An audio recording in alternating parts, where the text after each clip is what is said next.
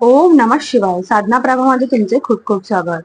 मनोजवम मारुतिर्लोकम जितेंद्रियम बुद्धिमत्ताम वरिष्ठम वातात्मजम वानृतमुख्यम श्रीरामदूतम शरणम प्रपद्ये. असं म्हणून आपण हनुमंताला व श्रीरामाला नमस्कार करतो.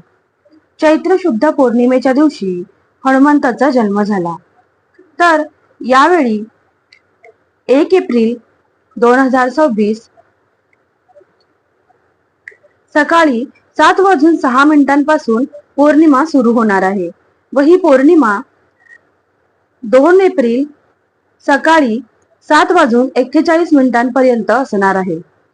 तर आपण हनुमान जयंती ही 2 एप्रिल दिवशी साजरी करणार आहोत.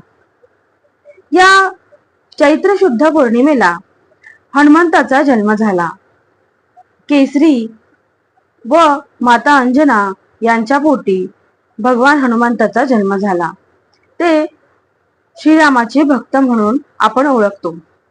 तर या दिवशी हनुमंताची उपासना केल्यामुळे आपल्या आयुष्यातील भय संकटे दूर होतात व काही अडचणी असतील तर त्याही दूर होतात.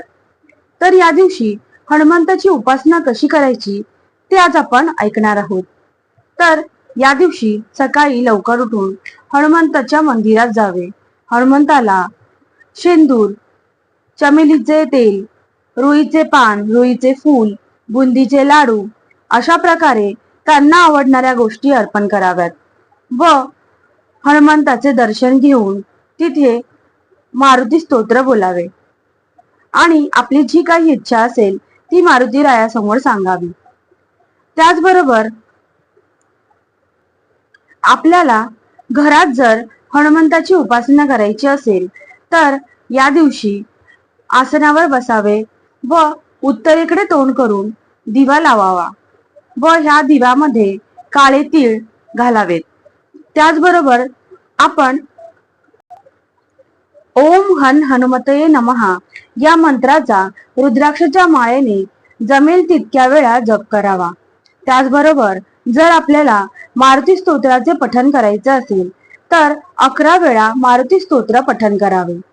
11 वेळा मारुती स्तोत्र पठण करण्यासाठी मारुती स्तोत्र हे 1 पासून ते 13 पर्यंत 10 वेळा म्हणावे व 11व्या वेळी संपूर्ण मारुती स्तोत्र म्हणावे.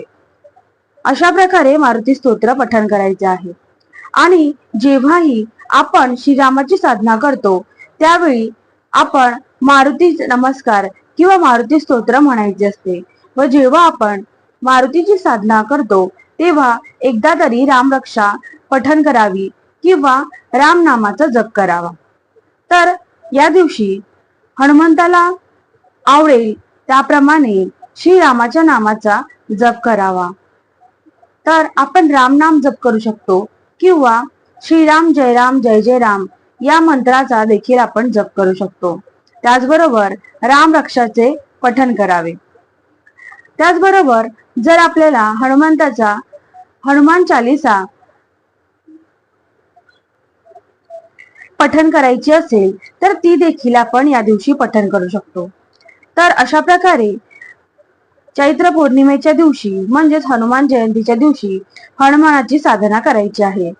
तसेच आपल्या आयुष्यात काही अडीअडचणी असतील, काही त्रास असेल तर आपण जेव्हा हनुमान मंदिरात जाणार त्यावेळी 11 उडीद घेऊन ते हनुमंताला अर्पण करावे व आपल्या जीवनात काय संकटे, काही अडलेली कामं असतील तर ते हनुमंताला सांगावे आणि ती पूर्ण होण्यास प्रार्थना करावी. अशा प्रकारे आपण या हनुमान जयंती दिवशी हनुमंताची सेवा करायची आहे. तर ह्याची झालेली साधना मी हनुमंताच्या चरणी अर्पण करते. ओम हन हनुमते नमः. परमहंस सद्गुरु स्वामी मकरंदनाथाय नमः. ओम नमः शिवाय. व्हिडिओ आवडल्यास लाईक करा, शेअर करा, सबस्क्राईब करा. भेटूया नवीन व्हिडिओ सोबत.